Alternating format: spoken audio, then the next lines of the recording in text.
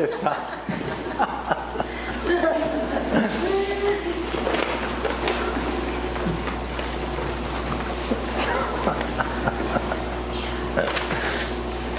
Good morning, good morning, good morning. How are we doing?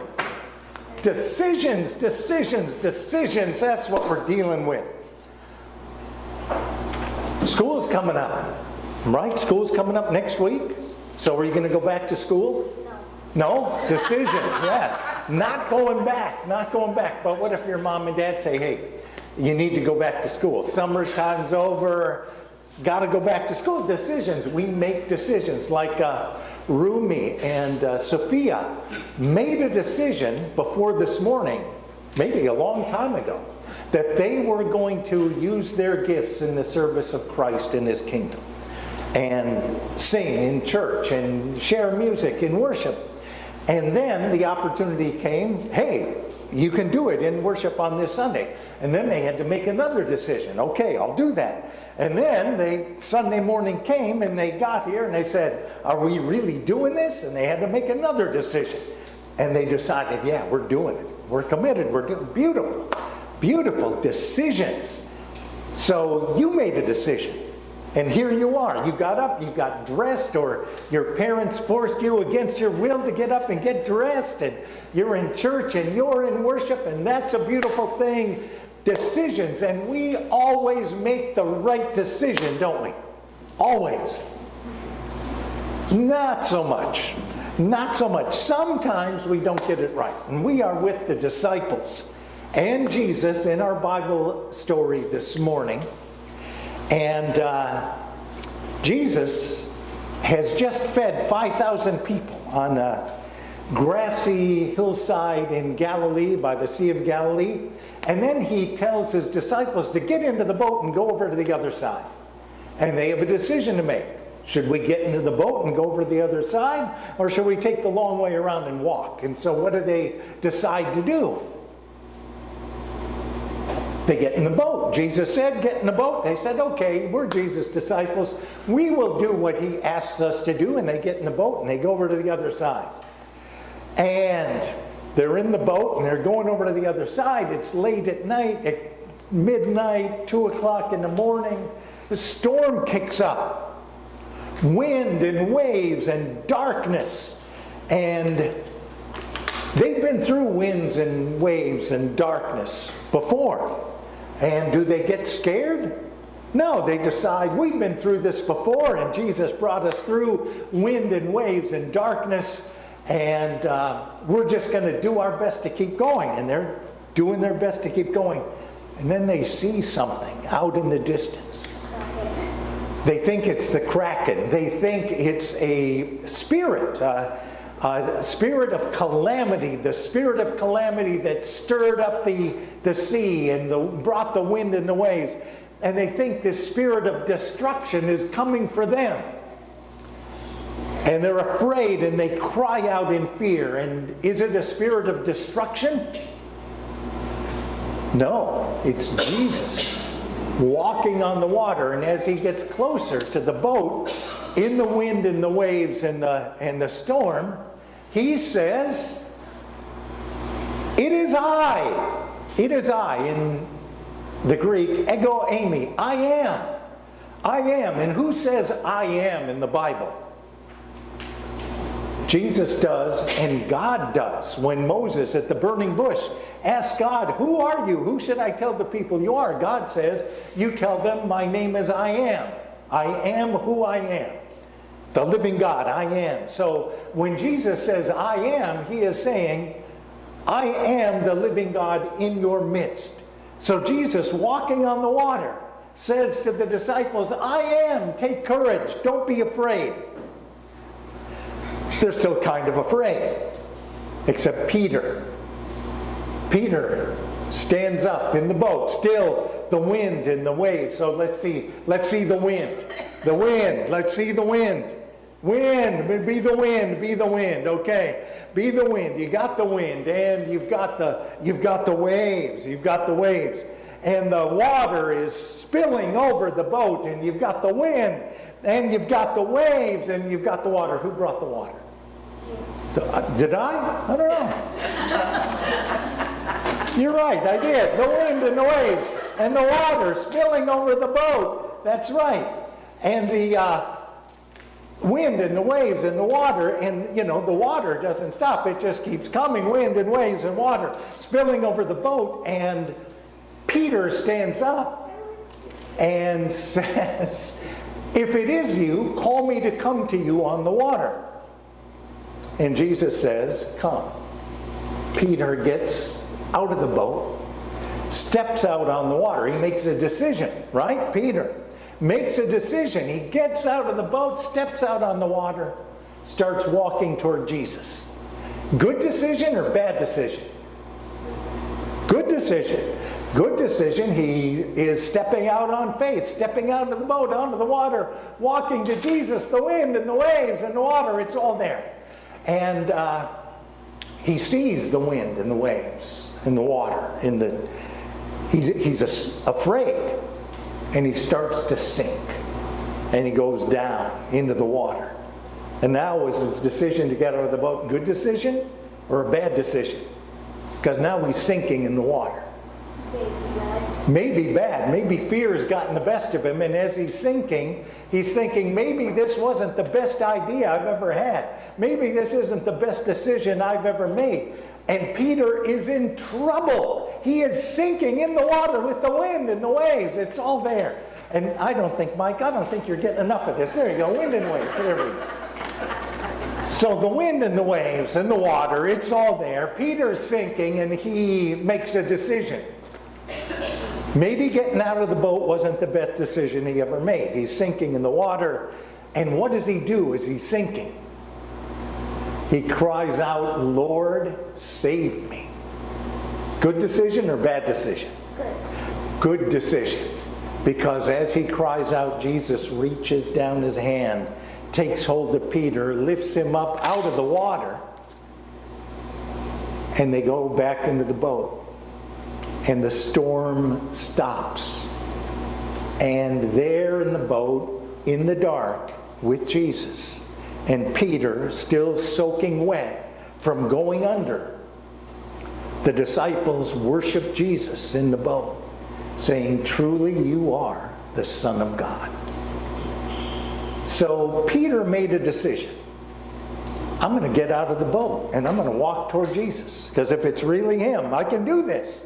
And Peter steps out of the boat. Good decision or bad decision? Maybe it's good. But then he starts to sink.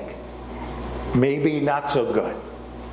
But then he made another decision, which was good decision or bad decision? Good decision. He cried out, "Lord, save me." And Jesus reached out, took him by the hand, drew him up out of the water.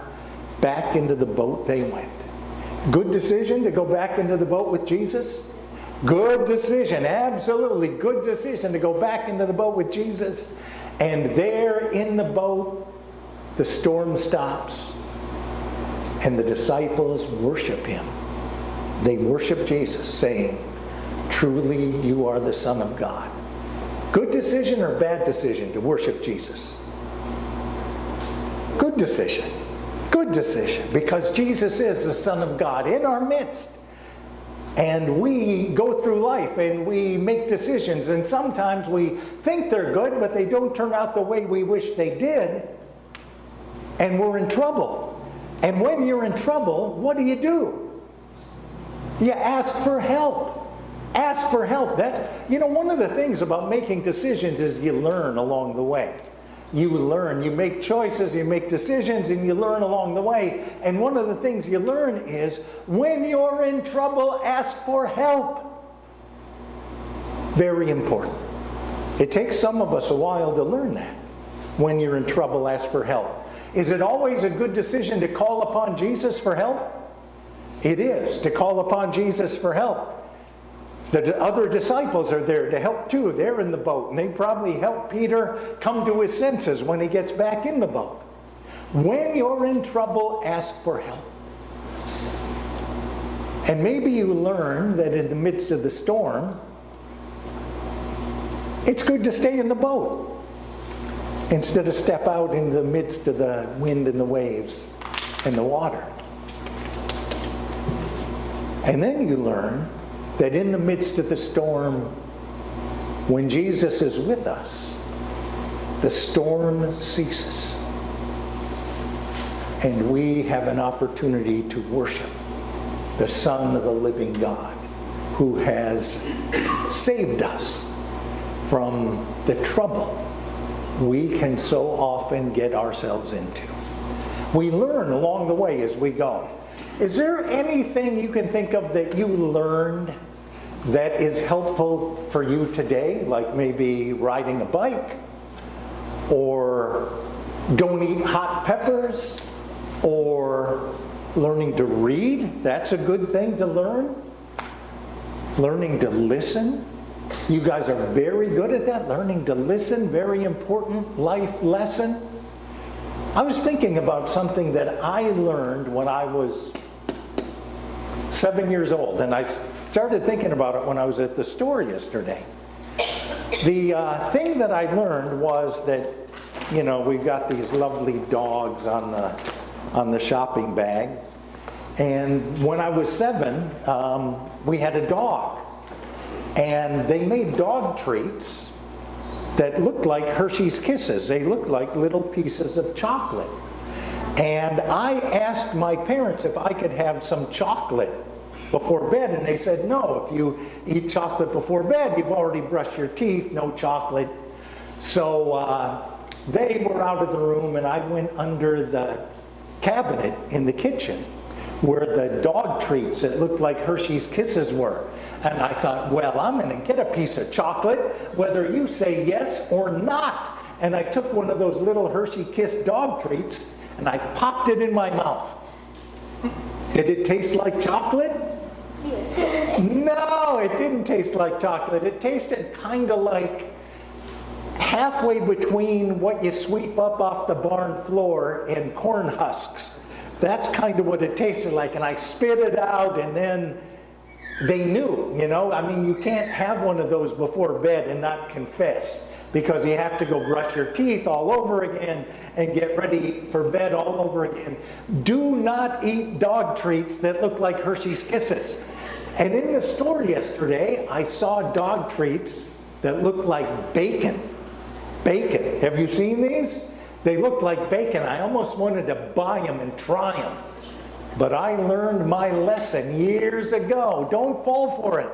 I'm sure it's not bacon. I made a decision a long time ago, and I learned from it. No more fake dog treat Hershey Kisses. That's an important lesson. Only human food from now on. And when you get in trouble, it's good to ask for help. So even though I got myself into trouble eating a dog treat, I had to ask Mom and Dad for help. Brush teeth all over again, rinse that taste out of my mouth, and try to go to bed and never do that again. I remembered. And I remembered that every day, whether we're in trouble or not, is an opportunity to call upon Jesus and to walk with him and to trust in him and to worship him. Because there at sea on that day, they learned 3 important things. Jesus lifted Peter up and got him out of trouble. The storm stopped, and it was time to worship. And that's how it is for us today. We are here, and Jesus is lifting us up, and it is still. No wind, no waves. And we are here to worship. Let's bow our heads for a word of prayer. Gracious God, we give you thanks and praise for this day, for this journey, for the lessons we learn in our lives and those we remember that help us make better choices and better decisions. And for your presence with us that lifts us up and stills the storm and calls us to worship you with glad and generous hearts. In Jesus' name we give you thanks and praise. Amen. So I made a decision today to bring you dog treats, but actually they're human food that look like dog treats. Scooby snacks. So yummy. And I learned an important lesson a couple of weeks ago. A couple of weeks ago, I learned an important lesson right here. We were teaching about finding the pearl of great price, and I handed out these treats. Bueno candies, Kinder Bueno candies. It's all good. I never had one. I handed them out a number of times. Never had one. I'd look at, I'm not sure that's for me. I brought the ones home that we shared a couple of weeks ago. And I thought, well, I'll just have one. I'll just try it. It was so good, I finished the rest of the bag. So we all get Kinder Buenos, and you get 3, because the trifecta of faith is Jesus helps us. The storm ceases, and we gather for worship. You got those? Jesus is with us, the storm stops, and we are here to worship. Carry that with you as you head out to church school, and God bless you.